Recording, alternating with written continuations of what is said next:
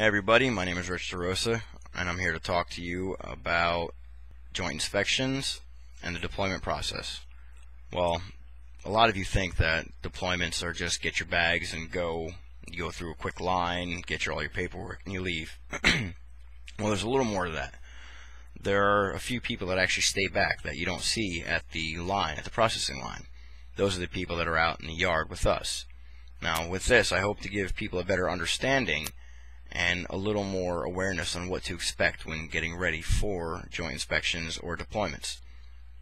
Now, we follow a thing called a DSO, which is Daily Schedule of Events, which actually separates the times where your passenger is supposed to be at a certain part, your cargo is supposed to be at a certain part, what time your cargo and your passengers get in the aircraft, and what time the aircraft takes off. It's a long process. I mean, there's different spots to it. There's different things going with every squadron. Now, the DSO, it's good to follow, but it's not always right. There are times that always change. Say you've got someone who's coming from supply, and they automatically add a can of paint to a piece of a pallet, and they try to throw it on there. They don't have the proper paperwork for it. That's going to delay some of the times because they're going to have to redo all that paperwork. They're going to have to get up on there and make sure it's right. So hazardous material goes along with the DSO, and that's part of the joint inspection. And along with the cargo getting on the aircraft comes your hazard certifier. Now, every squadron has a hazardous certifier. They're the people who actually write up the HazDecs, who get prepped for the actual joint inspection, where they're going to be sitting in a room with us going over all the books. Now, a lot of you who are in different services actually don't use the same guidelines as we do. But if you're coming through our services here, our airport, you're going to be needing to follow some of our guidelines.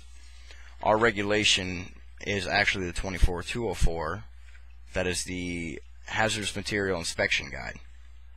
And I know you guys normally will go off of the IATA or 49 CFR if that's what your squadron or your service calls for, but with ours it's only the 24204.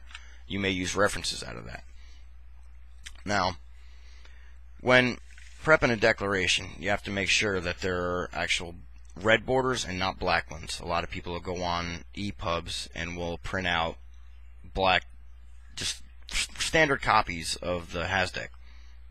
It's not right. We actually have to have the red borders. It's a certified copy, and it's what we use to make sure that the HazDec is correct, make sure all the hazardous cargo is right.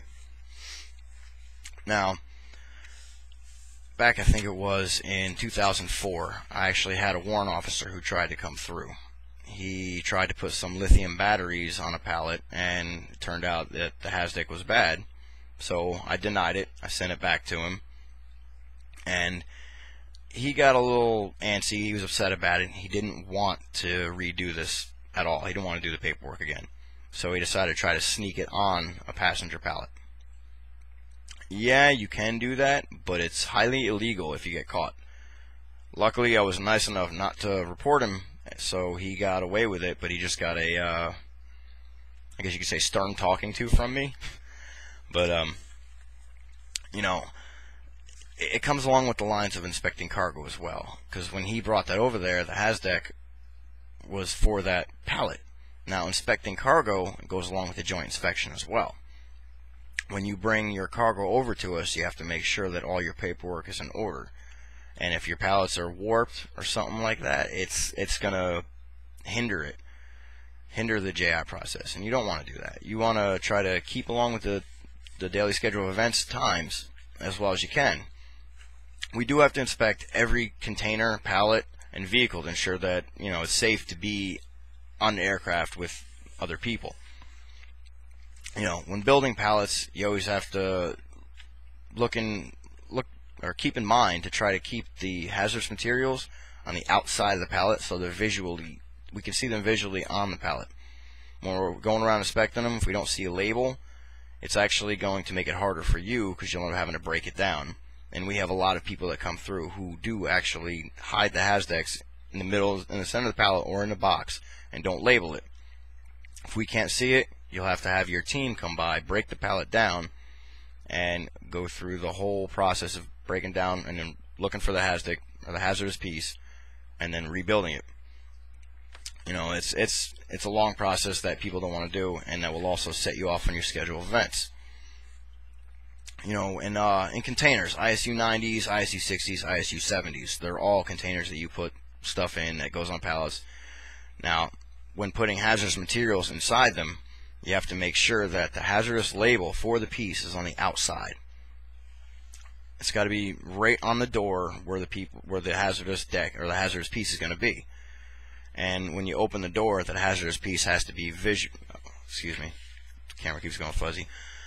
Has to be visually identified as soon as we open that container. Again, if we can't identify it, we have to open the container, dig it apart, rip everything apart, and try to fit everything back in once we find the hazardous piece. You know, I know this may sound really simple to a lot of people, but you'd be surprised how many people actually come through and don't have the proper paperwork, don't have the proper things built the way they should be. And I mean, the bottom line of all it is being safe. You know, it's for your passengers, it's for the people that are going on the aircraft with your cargo, and most of you will actually deploy with your cargo. And with that said, it's kind of not safe. I mean, what if a battery leaked out and started dripping through the airplane floor? You guys lost cabin pressure, and it would actually cause damage to the aircraft and to you. So just remember that everything that you put on that thing can be your people's lives. Now, again, with the passengers, many of you will consider yourselves as individuals. Well, when deploying, you're not an individual. You're actually a piece of cargo that just goes along with the plane. So, I mean, during inspections, you're only cargo. Passengers are only cargo to us. They're not as important as the cargo. Unfortunately, that's the sad truth to it all.